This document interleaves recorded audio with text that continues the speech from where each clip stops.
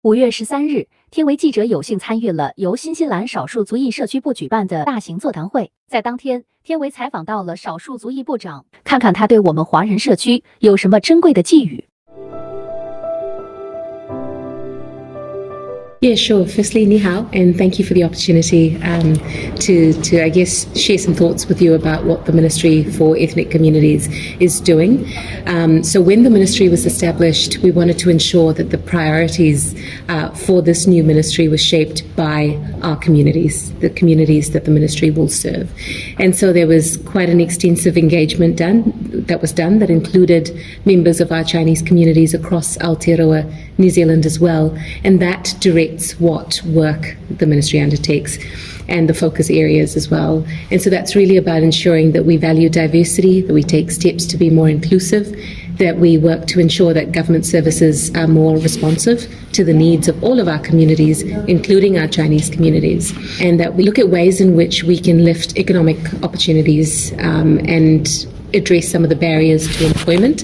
And the fourth priority is around connecting our communities one to each other. You might have heard of the SS Ventnor, the ship that sank with the remains of quite a few hundred Chinese miners many years ago, where iwi went out of their way to look after those remains till our communities were able to find those and take them over. So there are many stories like that.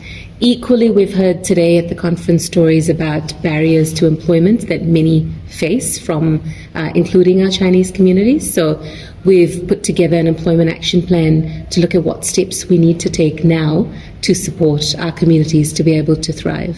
Finally, I'll just say the recent weather events that we've seen across Aotearoa, from the start of this year, we've seen many of our communities, including our Chinese communities, help one another. Part of what government has done is to ensure that information that we're putting out there is also translated into different languages, so that for our communities, for some of them, English is a second language, but that shouldn't be a barrier to accessing services.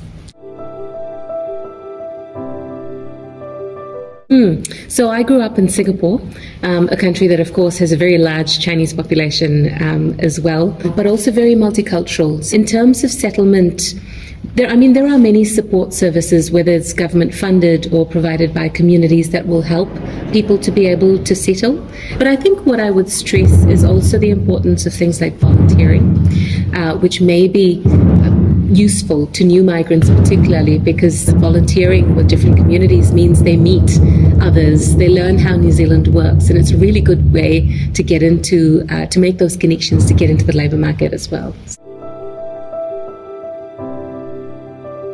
So the Ministry for Ethnic Communities is the government's chief advisor on everything related to our communities, and also the inclusion of ethnic communities, including our Chinese communities, into our wider society.